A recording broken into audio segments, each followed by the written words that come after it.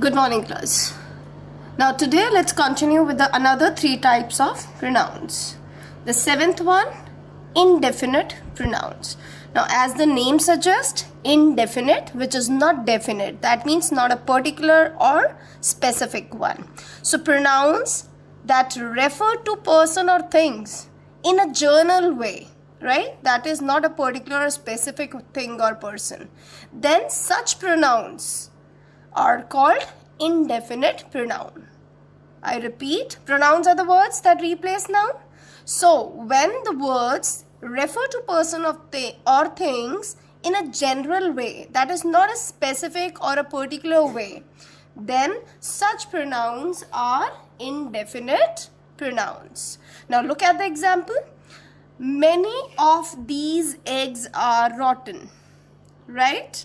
Now, when I say many of these eggs, so many of is just many is here representing the eggs only, replacing the eggs only. Some of them, not a specific one. I'm not telling this one or that one. I'm saying many of these eggs are rotten. So many is referring to something in general, the eggs of course, right? So many here will be indefinite pronoun. Now look at another example. Anyone can meet the principal. Of course, anyone here is again replacing some noun or a person only, right? A person here will come who can meet the principal. So anywhere, anyone refers to anyone. That means not a particular or a specific one, right? So it is indefinite, right? Again, as it is replacing a noun and it's not particular, showing any particular person, that is why it is indefinite pronoun. Now, if you remember in literature reader lesson 1, the moral we read was, one is known by the company one keeps. Now, when I say one here refers to some person only. It could be you, me or somebody else, right? That is, इसका मतलब हमने तब क्या समझा था? What is the meaning we understood that time? That whatever company, whatever kind of company I keep or you keep or we keep, we are known by that kind of company. If we are in good friends, that means we'll be considered good, right? Do you remember that? So here one is referring to a person. Again, it could be anyone referred, any person, you, me or I. So that is why it is indefinite. Children, take a note here. I will be sending your grammar book pages, but in your grammar book pages, this one is also told as a demonstrative pronoun. Children, that is wrong. Don't read that part. That's totally wrong. One cannot be used as demonstrative pronoun. It will be an attribute of the adjective. So that we'll consider later on. So don't read that way. So one you will consider as pronoun only, as indefinite pronoun. Okay. There are other uses of one. We'll discuss later. Right. Now coming on to the next type, the 8th type, distributive pronoun. So if you remember distributive adjective, what I told you there, the distribute is that you are distributing the action to each one. Each specific one is being considered. That means we are considering each entity, each person separately, right? For example, and what is pronoun? Same is the pronoun. Distributive pronoun, that means the pronoun that shows person or things taken singly or separately. That means each one separately in a sentence, right? Now look at the sentence. Each of the girl, one. So that means I am talking of each single girl. If there are 7, I'm talking each girl out of 7. That means if there is 5 names, suppose Riya, Janvi, Sia, Gurpreet, Gurman. So I'm talking of each one separately. That means everyone one. Okay? So each here is referring to some person, girl at one time. One girl at a time, sorry. One girl at a time. So that means the action of winning is distributed to each girl. So each here is distributing this action, right? And working is a place, taking a place of noun. So here that is distributive pronoun. Similarly, either of the roads lead to Mysore. Either here is working as distributive pronoun. If you remember in adjective, distributive adjective, we used to say each girl won. Now each was sitting with the noun, so that was distributive adjective. Okay, but here it is distributive pronoun. Okay, now the last but an important one, relative pronoun. Relative, somebody's relation, right, is called relative.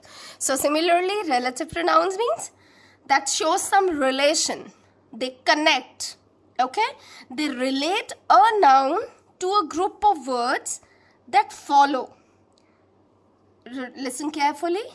Pronouns that relate a noun, एक noun को, to a group of words that follow. जो उसके आगे words लगे हैं उससे follow जो कर रहे हैं, right? उससे relate करता है. Now, or it could join, we could say that it joins two sentences and refer back to the nouns going before them. Now, understand this, whatever I have said, through example. The man who you were talking to is my teacher. Now, if you see who here is a relative pronoun. Look here. What noun it is relating? Man.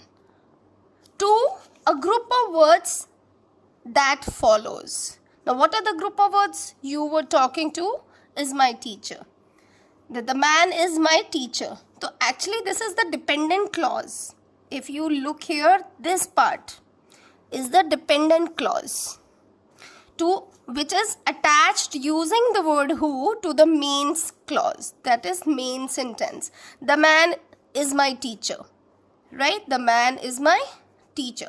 Now, who you were talking to is relating to the man, right? And this word who is joining, no? So, that is why, because it's working as a joining, and of course, it is, if we replace, it is a person only, no? Like who is referred taking a place of a noun or a person, right? It is joining. So that is why it is relative pronoun, which is joining. Now look at another example. This is the knife with which I cut the cake. Now again, look, which किसको connect कर रहा है? Knife को, noun, right? And look, it is working as a joining. If I see this is the knife is separate sentence, I cut the cake. Of course, it's not conjunction, right? Which can work as conjunction as well. That's another topic. Little bit confusing, but yes, you need to understand which works as conjunction, but here it is relative pronoun because I'm saying this is the knife with which I cut the cake. Now this which is relating to this knife that I used it. Now you could, sometimes you can just leave this and make a sentence. It's obvious like, but in that case with will be here. Like this is the knife I cut the cake with. That's another way by just not using the relative pronoun. You can still make a sentence. The book that I read. Now that is actually working as a connector to the book. Specify कर रहा है, relation दिखा रहा है in words से, right? कौन सी book? वही वाली जो मैंने last time पढ़ी थी. Is excellent, अच्छी है. So relative pronouns relate a noun to a group of words that follow or works as a joining word that like sometimes joins two sentences and refer back to nouns that go before them. There are a number of examples. You could go through any of the grammar book. Who, which, that, whose, whom. They're all relative pronouns. They can work as relative pronoun. Now I want to tell you one more thing. Suppose if you read the sentence, the boy who stood first in CBSE examination is my cousin. So who here is a relative pronoun. Now look at here, the noun boy is called the antecedent of the relative pronoun. सो जो noun उस pronoun को, relative pronoun को follow करता है ना, जिसके लिए लगा होता है, उस वर्ड को हम एंटीसीडेंट भी कहते हैं. तो in certain books you will find antecedent. And if you remember in song also this word was use, pronoun song, antecedent, right? So what is the antecedent of this pronoun who? The noun boy, right? The noun will. So book will be the, if I say the book that I read, so what is the antecedent here to relative pronoun that? The book only. So antecedent is this, right? Antecedent word yaad rahega. Okay, just go through exercises. Please solve the exercises, right? Revise all the 9 kinds of pronouns thoroughly and be ready to take a grammar test on Monday, right? So you have 3 days to prepare. All the best.